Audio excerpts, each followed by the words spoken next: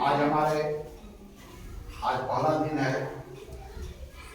जब विज्ञान की जो प्रयोगशाला तैयार हुई है उसमें अभी सामान हमारा अस्त व्यस्त रूप में है, लेकिन जब भी अगली बार आपका स्कूल शुरू होगा मंगलवार से, हम लोग साइंस के बारे में विधिवत बातों को समझेंगे, प्रायोगिक कार्य करके, मतलब बोलते हैं हैंड्स ऑन एक्सपीरियंस। तो यहाँ पर सरकार की ओर से बहुत सारे हमारे पास किट्स और सामग्री दी गई हैं, जिनका उपयोग विज्ञान की पढ़ाई के लिए अगर किया जाए तो विज्ञान की जो जानकारी है वो बहुत ही सरलता से हासिल कर सकते हैं और आप में बहुत तरह की क्रिएटिविटी आ सकता है। आप नई नई चीज़ों के बारे में बनाने के बारे में सोच सकते हैं और बना भी सकते हैं। तो चूँकि आज अभी हमारा कल तक ये सब रेडी हो जाएगा, फिर भी आपकी इतनी जिज्ञासा थी, पूरा स्कूल इसके बारे में सोच रहा था कि क्या करवा रहे हैं सर। तो यहाँ पर जितने भी सामान हैं तो टेबल पर प्रॉपर वे में अभी नहीं है, लेकिन फिर भी इन सामानों से आपका परिचय आपको करा देता हूँ कि इनका उपयोग हम कहाँ कहाँ करेंगे। मतलब you are going to take रफली idea about the whole things are lying on the table, for what purpose we have to use them, where they are used, for knowing what, इन सारी चीजों के बारे में आपको I am just giving you रफली idea about all materials. Okay, सबसे पहले मैं किधर से शुरू करूँ? चलो पहले इधर से मैं शुरू करता हूँ। ये मानव कंकाल का ये चित्र है, कंकाल समझ रहे हैं, स्केलेटन, और इसी पर जो है सो आपकी मांसपेशियां ढकी हुई रहती है। तो ये मानव कंकाल के चित्रों के द्वारा मानव कंकाल के बारे में समझा जा सकता है। आइए, दूसरा है आपका यह स्प्रिंग बैलेंस। इस स्प्रिंग बैलेंस का उपयोग करके किसी वस्तु के हम भार को माप सकते हैं। जब उसके इस एंड पर जब उसको लोड दिया जाता है तो यहाँ पर जो पॉइंटर जो है नीचे की ओर स्लाइड डाउन करता है और जहाँ पर रुकता है वहाँ पर जो मार्क है उसके करस्पॉन्डिंग नंबर है उसको पढ़ के बताया सकता है। इन दोनों का प्रयोग करके, अगर दो का प्रयोग करके न्यूटन के थर्ड लॉ के बारे में भी समझा सकता है कि दो वस्तु एक दूसरे पर समान मात्रा में बल लगाती है और दिशा में क्या होती है, विपरीत होती है। इस स्प्रिंग बैलेंस का उपयोग जो है डेंसिटी को मेजरमेंट में किया जाता है और आर्किमिडीज के सिद्धांत को समझने में यह मुझे बहुत ही मदद करता है। That is called spring balance. यह है पुली। इनका उपयोग करके हम देखेंगे कि किसी वस्तु को जब हम सीधा उठाते हैं तो उसके लिए बड़े बल की आवश्यकता है, लेकिन छोटे बल का प्रयोग करके बड़े बड़े वस्तुओं को भी उठाया जा सकता है। इस बात को बताने के लिए ये सब पुली है, उसका भी प्रयोग करके दिखाया जाएगा। इसको यह है स्प्रिंग। यह आपको जब हम ध्वनि का अध्ययन करेंगे तो वेव जो है वो कैसे जो है एक स्थान से दूसरे स्थान तक ट्रांसमिट करता है, इसको बताने के लिए यह आपके पास है ना।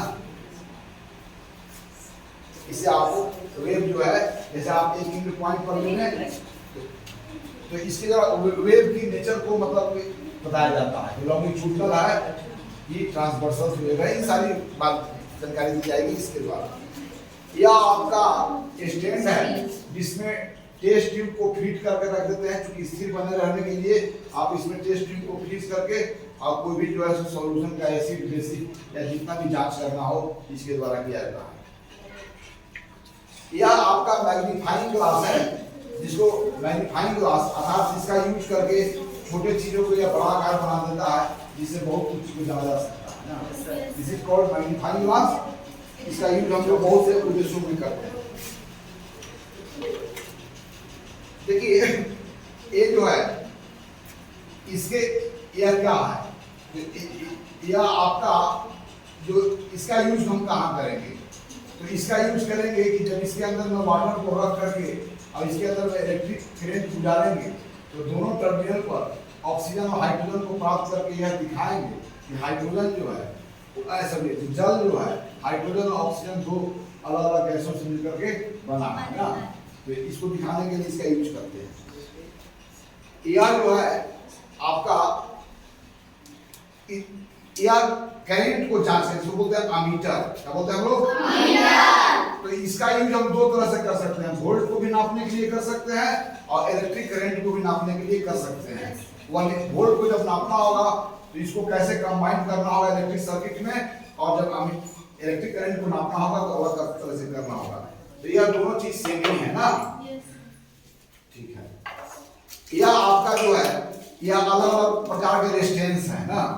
तो आगे पढ़ोगे कि जब धारक इलेक्ट्रिक जो कंडक्टर है अगर सेम वोल्ट पर ही अगर इलेक्ट्रिक करंट को आप फ्लो कराते हो, लेकिन मटेरियल अगर सेम लेते हो तो सब में करंट का इंटेंसिटी क्या होगा? सेम होगा।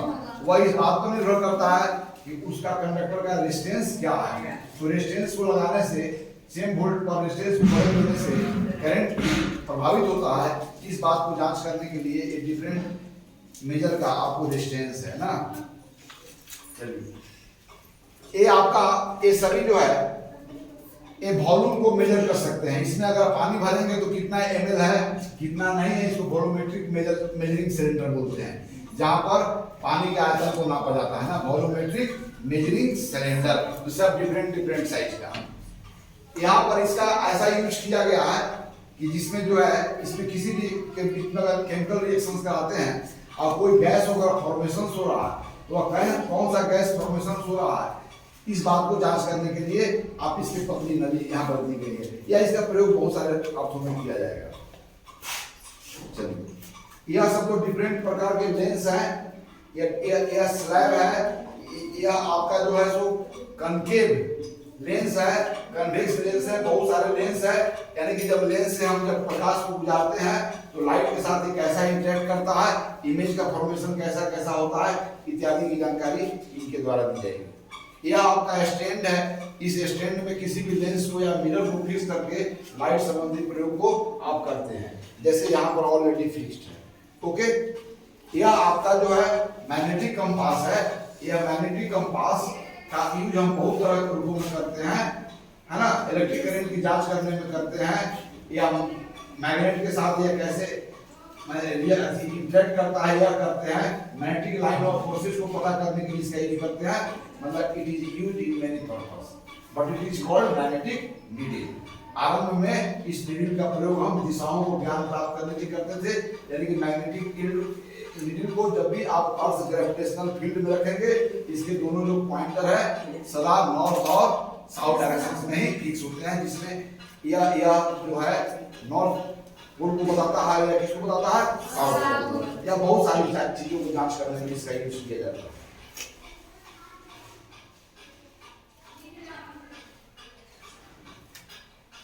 इसके अंदर में जो सरकार की ओर से किट्स दी गई उसके बारे में बता रहा हूँ। इसके अंदर में दो तरह के क्लॉथ हैं, एक सूती का है और एक क्या है, कॉटन है ना, सिल्क क्लॉथ। सॉरी, एक है सिल्क क्लॉथ और एक क्या है, फर वाली, है ना। इन दोनों से इलेक्ट्रिक चार्ज के बारे में समझा जाता है। जब इन दोनों से रगड़ेंगे तो अलग अलग ढंग से इलेक्ट्रिकली चार्ज होगा, मतलब इलेक्ट्रिक चार्ज के डेमोंस्ट्रेशंस में इसका हम यूज करते हैं, वस्तुओं को रगड़ करके उनको जल्दी से इलेक्ट्रीफाई कराने के लिए।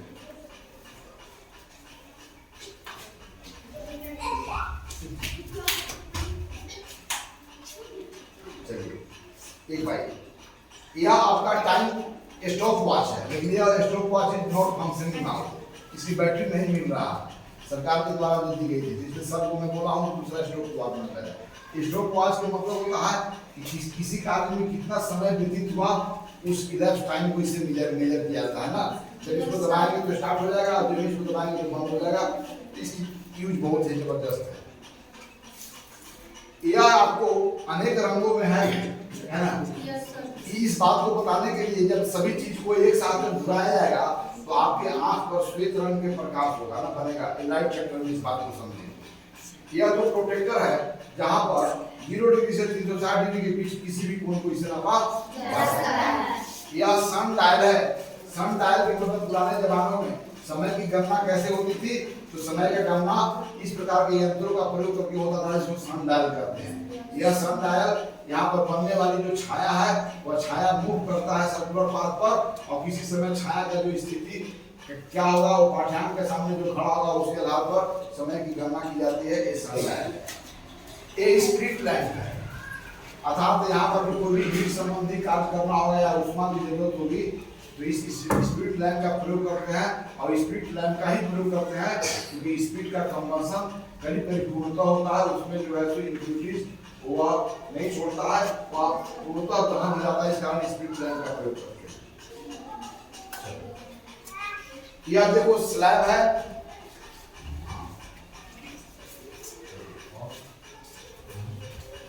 अब इसके अंदर में देखो जरा, इसके अंदर में तीन चीज है, ट्यूबुलर ग्लास प्रिज्म, इसी प्रिज्म के द्वारा हम समझेंगे कि सूर्य जो है श्वेत प्रकाश जो दिखता है वास्तव में 7 प्रकार के वह उसमें कलर वाले जो है तो प्रकाश होते हैं ना। तो यहाँ पर बर्न स्पेक्ट्रम की घटना को सनलाइट इसके द्वारा समझेंगे, या प्रकाश के किरणों को यह कैसे इंटरेक्ट करता है इसके बारे में हम समझेंगे। इसके अंदर में फिर देखो इसमें आयरन, इसको बोलते हैं आयरन फील्डिंग। आयरन फील्डिंग के मतलब कि मैग्नेटिक लाइन ऑफ फोर्सेस की जब जांच करते हैं, यानी किसी मैग्नेट के चारों तरफ मैग्नेटिक लाइन ऑफ फोर्सेस कैसा होता है उसकी जांच करने के लिए आयरन फील्डिंग का प्रयोग करते हैं। आयरन फील्डिंग को रख करके थोड़ा सा टेक्निक करोगे तो यह सब आयरन फील्डिंग एक विशेष व्यवस्था में सज जाएंगे और उनकी अरेंजमेंट को देख करके बताएगा कि what kind of line of forces. यहाँ पर देखो, यहाँ पर जिंक वायर है और यहाँ पर तांबा का, यह दोनों पतले कहेंगे क्या है ना। तो ये जो दोनों टुकड़े हैं, इन दोनों टुकड़ों का यूज हम लोग इस बात को करने में करेंगे कि कोई भी वाटर सॉल्यूशंस है वह water solution ionic water solutions है अथवा नहीं है।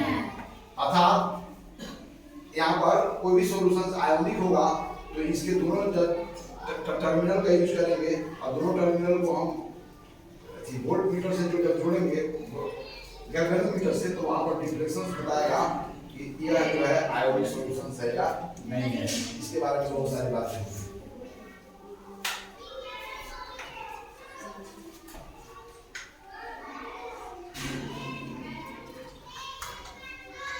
इसमें बहुत सारे जो है तो सामान है, यहाँ पर बायोलॉजी से संबंधित सामान है और साउंड से संबंधित सामान है ना।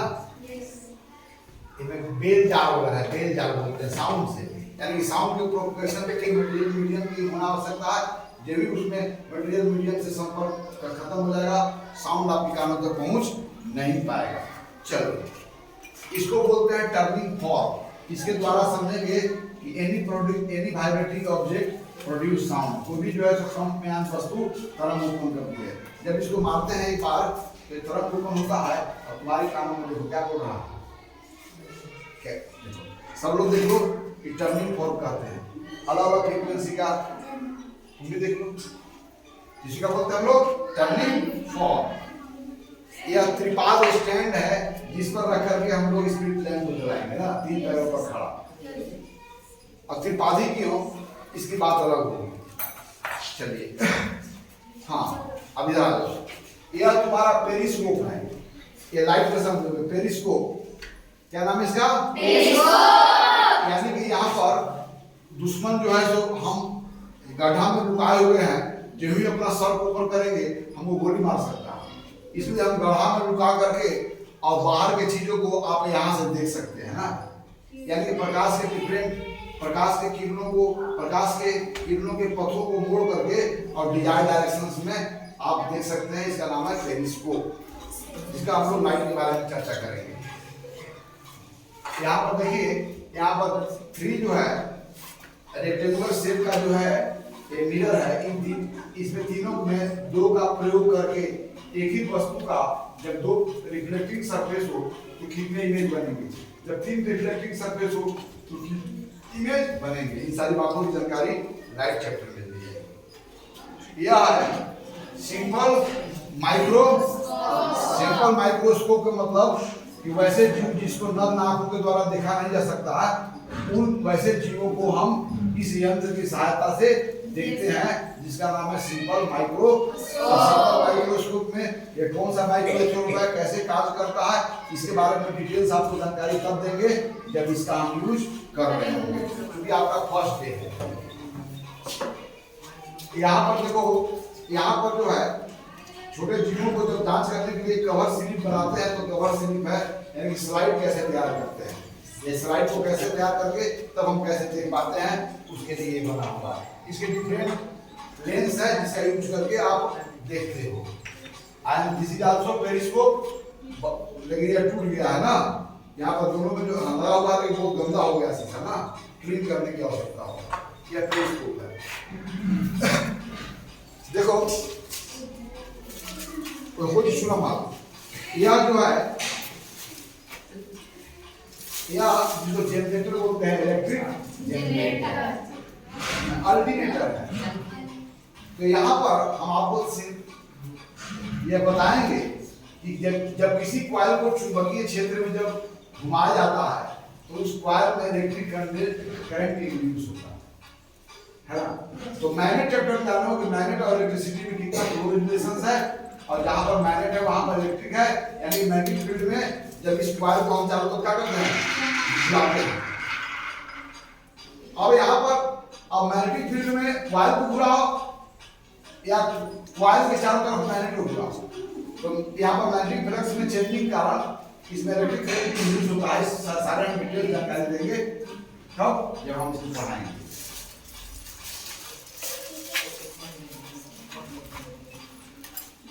देखो यह इलेक्ट्रिक बेल है, यानी कि यहाँ पर यह इलेक्ट्रिक बेल है।